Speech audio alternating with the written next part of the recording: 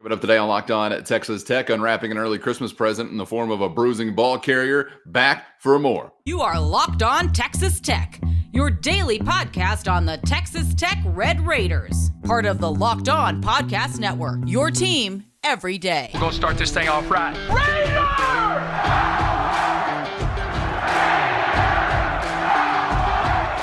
Everything runs through Lubbock.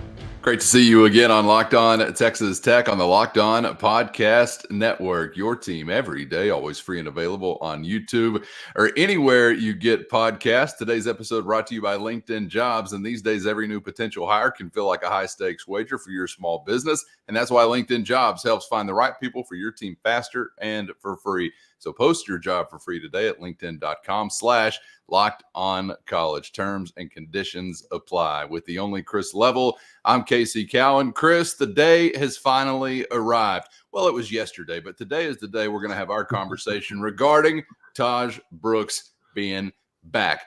In our previous conversations, stretching back probably, 14 to 17 days, last 2 weeks-ish, kind of seemed like the worm was turning from just a hope and a dream to maybe something that had some legs. And then the smoke from this fire was just almost suffocating as we were reading tea leaves seemingly every day as far as what Kenny Perry might have to say or what some portal decisions could implicate regarding the future of Tahj Brooks. And while it's very exciting news for Red Raider fans and certainly Christmas coming early here in West Texas, I'm curious when you felt like, I guess, the worm really began to turn and when it did become more of a substantial conversation that, 28 could be back in the LBK next season like you will be.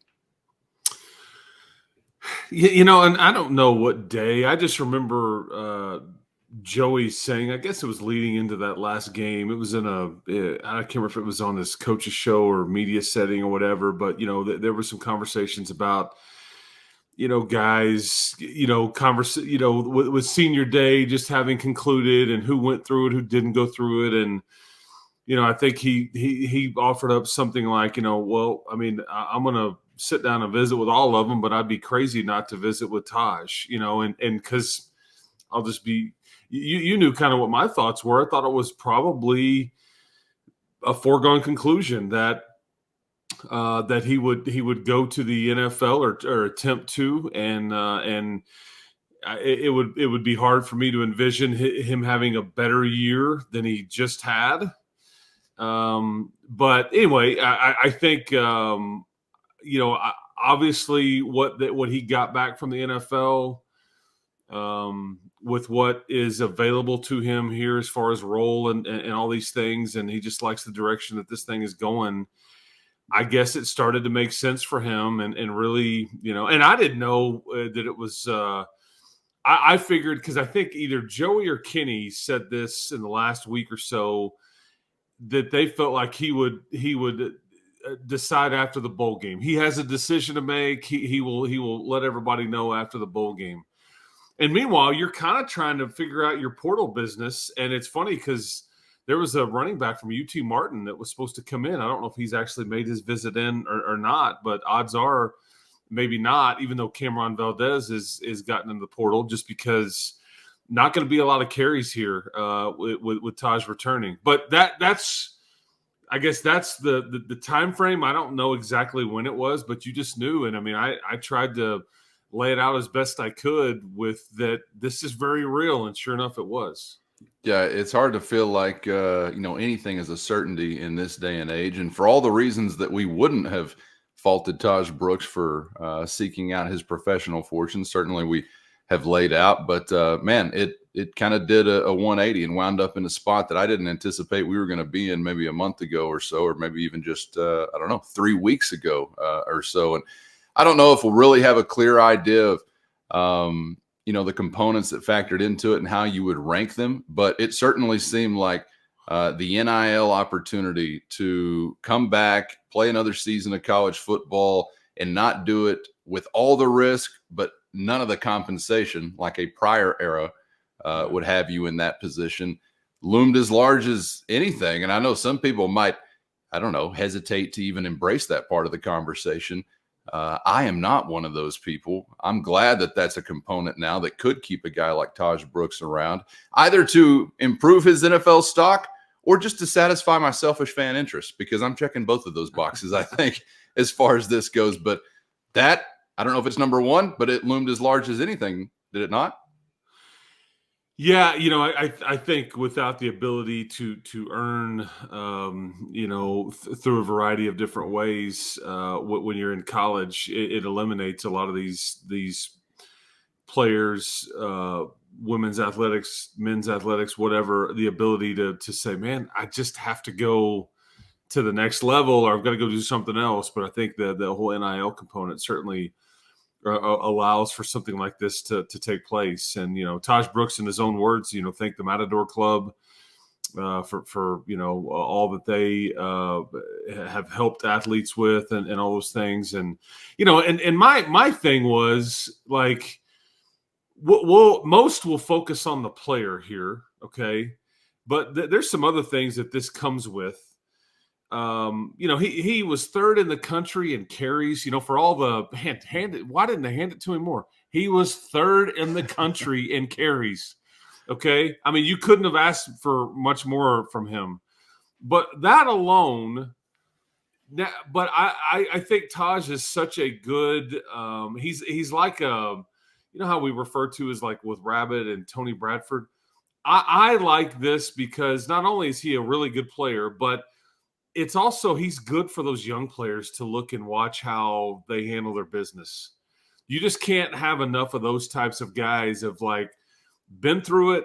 You're respected. You're team captain. You're probably all conference preseason, postseason, and preseason next year at some level.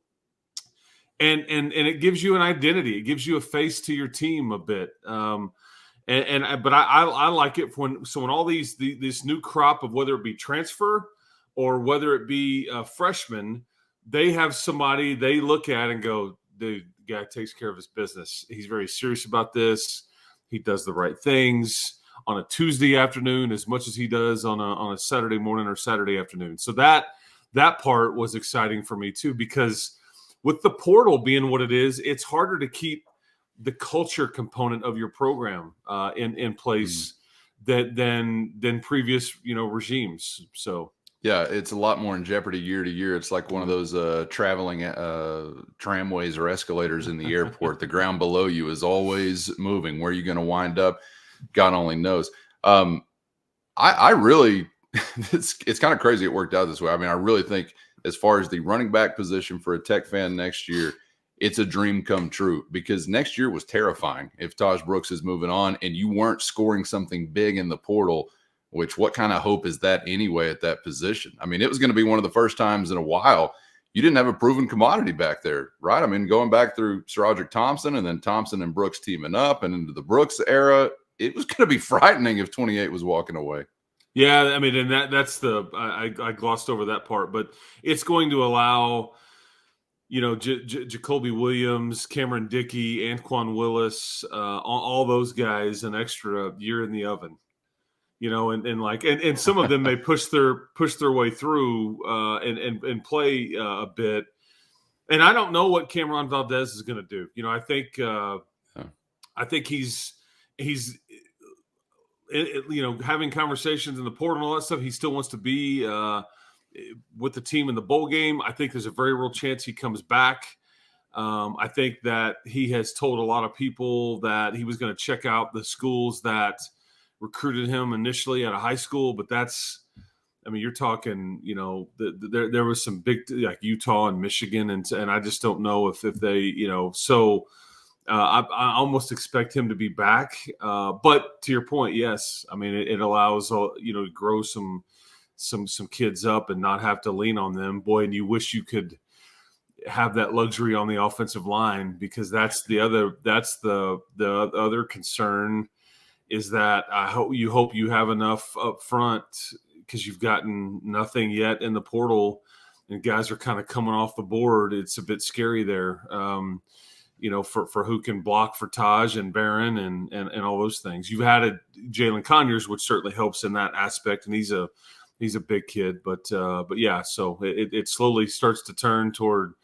Okay, great. The Tahj is coming back. Okay, now let's go build him a wall up front, and you certainly needed to start doing that. No question. There was some wisdom from David Allen Coe once upon a time. It's a fact when a woman starts talking about leaving, standing beside you, she's already gone. The next line should have been, except for if we're talking about the transfer portal. No, they could be talking about leaving, but actually they're going to stay. It's a very, very confusing time. And David Allen Coe is also famous for never calling people by their name. And so with Tahj, you just kind of point to your wrist. He's famous for a few things. Those are the two most family friendly that we can mention on this program.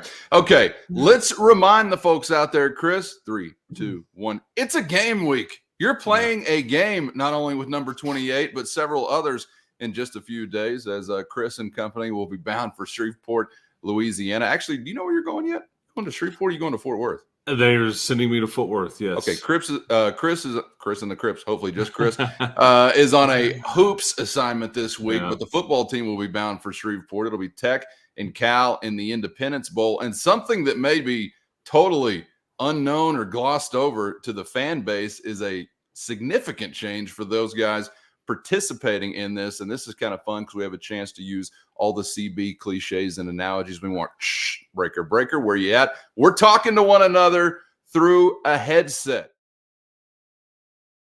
First, today's episode brought to you by LinkedIn Jobs. And if you've got a small business looking to hire new employees, you're hoping for the biggest pool of top-tier candidates possible. And that's exactly why you got to check out LinkedIn Jobs. LinkedIn has all the tools to help find the right professionals for your team faster and for free, all on one easy-to-use and secure platform. And LinkedIn isn't just another job board. They've got a far-reaching network of more than 1 billion professionals, and hiring the best becomes easy when you have that many qualified candidates. So easy that 86% of small businesses get a qualified candidate within only 24 hours. With all the hats you wear as a business owner, the time or resources to hire quality candidates can be hard to come by, but LinkedIn carries the load for you with the quick, easy, and intuitive process. So post your job for free at linkedin.com/lockedoncollege. That's linkedin.com/lockedoncollege to post your job for free today with LinkedIn Jobs. Terms and conditions apply.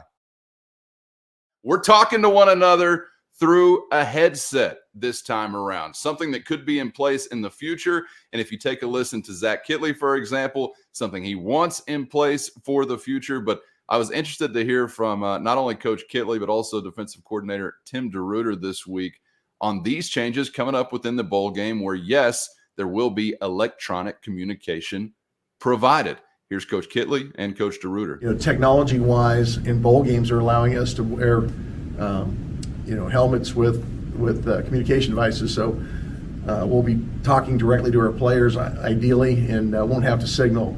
We have a system where we have 3 different signalers, and it changes, but they'll know some of our signals. And of course, when I was there, and I changed them having to go to Oregon, and we've changed them again coming here. So, it'll take a bit. So for us, it's just me and the quarterbacks. So I'm direct communication with them. It's been a blast. I love it. I think the NCAA needs to pass that rule, and I think it needs to be completely uniform across the NCAA, in my opinion. Again, I'm a firm believer that we need to do everything that the NFL's doing. At some point, we need to do all those things. So it's been a lot of fun. We've only been able to have, 2 practices with that, and today will be number 3. So it's been a lot of fun for me just being able to communicate with those guys and try not to overcoach, because you want to hold that thing down and tell them where to throw the football every play, or hey, hand it off. But no, I think it's really important for the game of football and where we're going. You got the sign stealing thing going on and all that stuff, and this is a way where you can kind of take all that stuff away, take away the board signs, take away the curtains, all the hand signals and some of that stuff. And I think it just cleans up the game and makes the game easier for everybody. And again, I think it's something that we need to move forward with in college football. Just because, this is our first time doing this, right? So I don't want there to be some malfunctions or something. So I'm going to stay on the sideline. But if this is something that the NCAA passes, I'm definitely want to look at, moving forward next year, maybe moving to the box. May not seem like a big deal, but it is going to be a big change, Chris. And he also mentioned, Coach Kitley did, that this is live during the play. So he talked a lot about emphasizing not wanting to overcoach because of this opportunity. But man, what a change to cap off the season. Yeah, I think it's really a massive deal, like for this game, and we'll see kind of because the way this works is they view these bowl games as exhibitions. The NCAA does, okay, which that's what it is. This will not be available to the like in the playoff or I guess they can do it in the Big Six bowls, but this isn't. You can't use this in the playoff. And what has to happen here is both programs have to agree to use it. And so if one was like, hey, we don't want to do that, we're not comfortable with it, or our coaches left and we're having to switch up stuff, so we're just not going to do that, then it's not, you can't do it. But Cal and Texas Tech have both agreed, and there's also some question about the liability of the helmet because the helmet has now been modified with the sound system, inserted into it, these speakers over each ear. So the helmet company's going, hey, this isn't our product at this point anymore. Where if it malfunctions or the helmet isn't as safe or whatever, we're not liable for it anymore. The sound system people have done the same. So I don't know how that's going to play out. You can go read about some of that stuff, and that's the tricky part about this going forward. Who has the liability? But I guess the liability for like these games, if they agree, is that it falls back on the schools. I'm not real sure. Just throwing that out there in case we get to Friday and go, hey, we're not going to use it. We nobody's wanting to, take ownership here in case something bad were to happen, whatever. But it's fascinating, man. It's like a video game, honestly, because you change the way you practice because you're going to practice the way that you're going to play. And so you've got walkie-talkies and you've got all kinds of things, in practices now, and you're talking them through it. There is no more get to the line and then everybody looks over and see kind of – you don't have to do that anymore. The quarterback is getting it and then can tell everybody he's almost talking in a different lingo. And it's funny because you hear Kitley, too, think about all the props that are used in college football. I mean, I've seen everything from pictures of like, Red Bull and Dolly Parton and Jennifer Aniston and, some weird animal up on a board. You have no idea what it means or what somebody's gimmick is. And you got these tarps up trying to protect the camera shot and all that stuff. All that would go away with some of these things. And so it's kind of fascinating. But yeah, if he's open in the right corner of the end zone, throw it now. I mean, all that is there. If you can, what does that sound like in real time though? Yeah. How quickly can you process information? Hey, you got a rusher coming behind you, pressure behind you.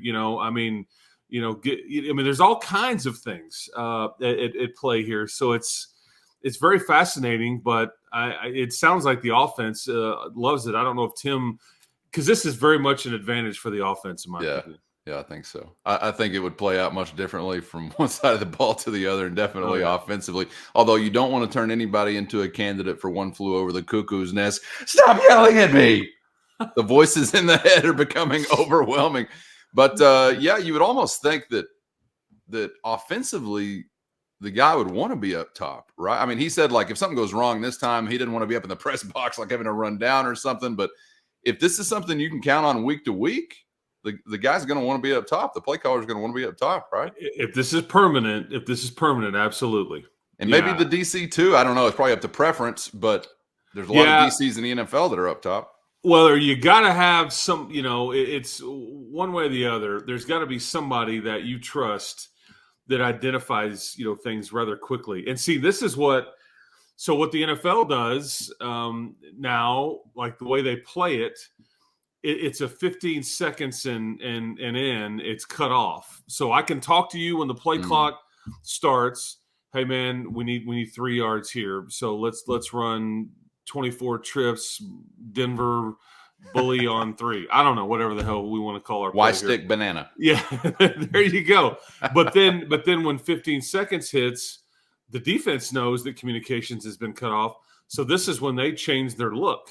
They go from, okay, we're going to line up in a 3-man front to now we're in a 4-man front. We're going to show pressure, but are we really coming? Are we backing off? And so that's the adjustment that the defenses have made as they start to change their look later into right before the clock, and so the quarterback really doesn't. But in this case, the way it's set up now, the technology is not really there for them to shut it off. They're just going to have a open line of communication throughout, and so Zach Kitley can go, hey man, they're in cover 4. This is the route that's going to be open, or hey, we've got our guy matched up on a safety. This is your advantage, or hey, they've loaded up the box. This is where you want to run it left. Whatever, or it's an RPO. Hey, hand it, throw it. Whatever. It's all available. Or when you're scrambling around, he's open in the middle of the field.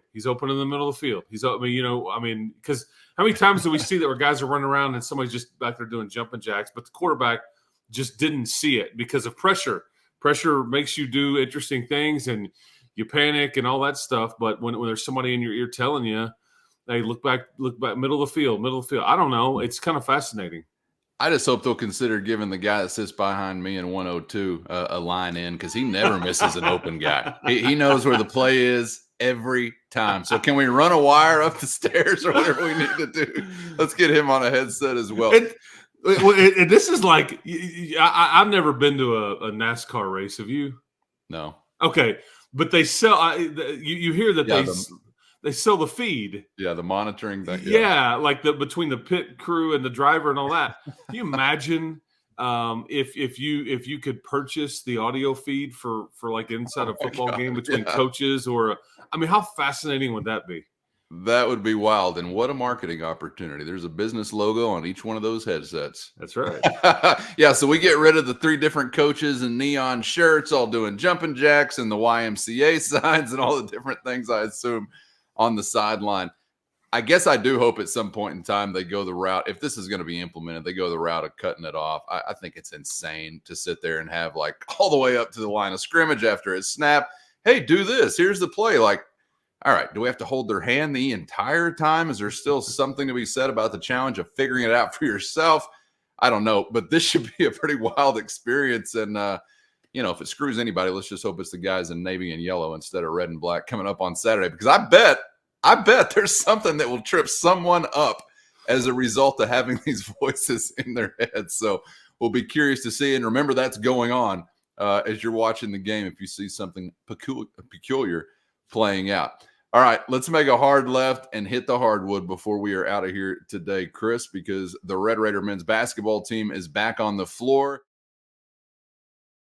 First, today's episode brought to you by FanDuel. Heat up the action and keep the sports flames stoked this winter with America's #1 sportsbook and the official sportsbook of Locked On. There's nothing nicer than cuddling up by the warmth of a nice prop bet or a player parlay. And if you've been thinking about joining FanDuel, there's no better time to get in on the action with their safe, secure, and easy-to-use app where it's all at your fingertips. And of course, when you win with FanDuel, you're always paid instantly. And right now, new customers get $150 in bonus bets with any winning $5 money line bet. That's $150 back if your team wins. You'd be a fool not to take a bite out of that apple. So get to FanDuel.com/lockedon and sign up today for your shot at $150 in bonus bets with any $5 money line bet that hits with FanDuel, official partner of the NFL.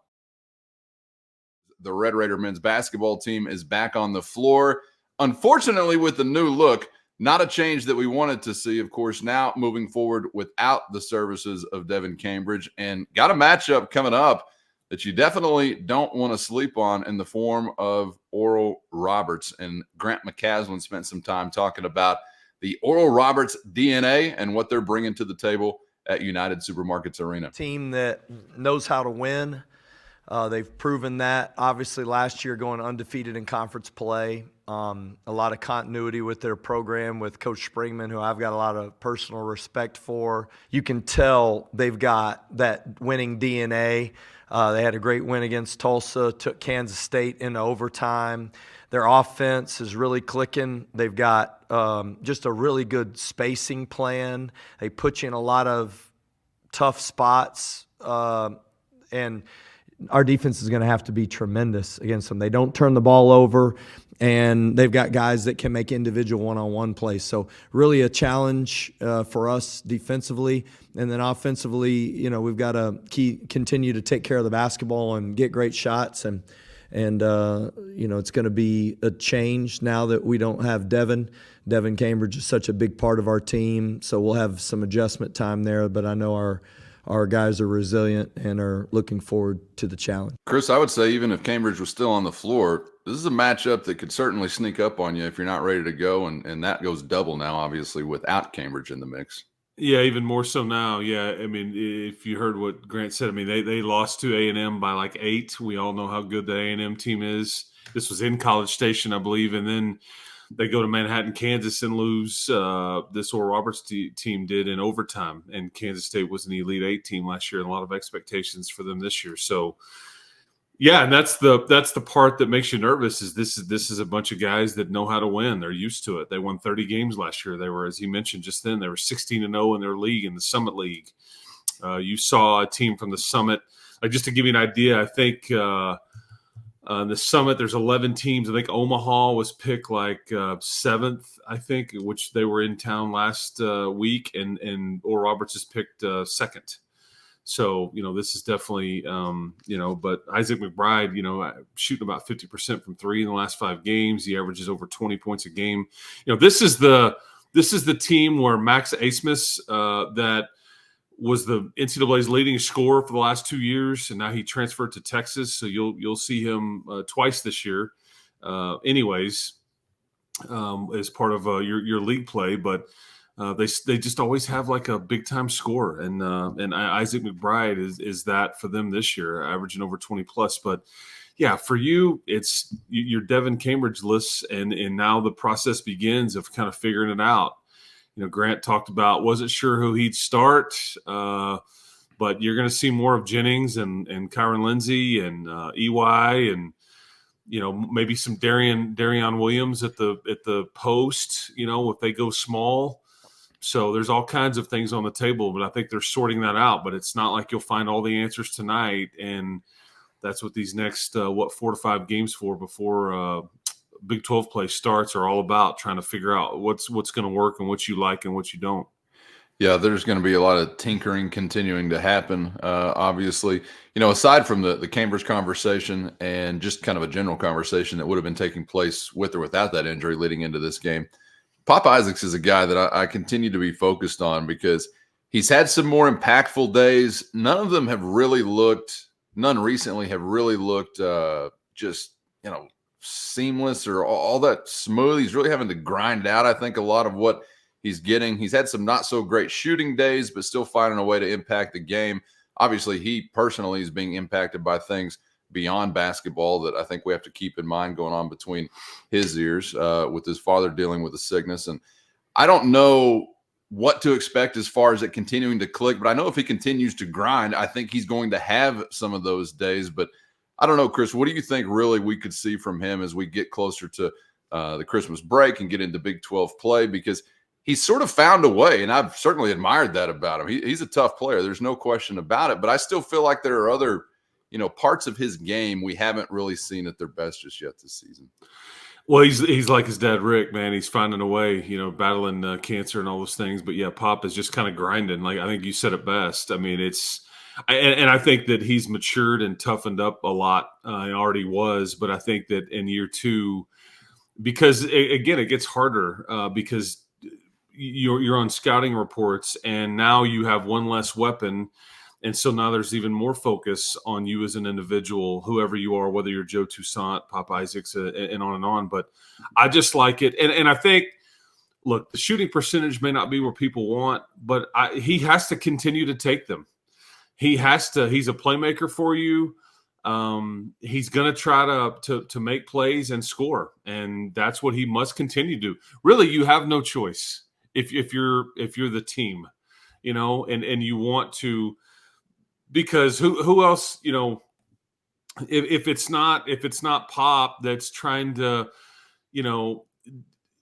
get something up at the end of the shot clock or the end of a half or whatever it may be, an in-a-clock scenario, it's like you just don't have a lot of these kinds of playmakers. Cambridge was one. Joe can be, obviously. I don't know if we've seen anything from Darion Williams would tell me his. Warren Washington can't do that.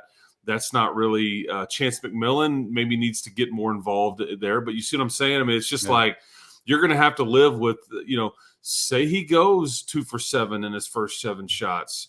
So, he's got to continue to put the ball up, because in some ways that's going to be your best offense anyways.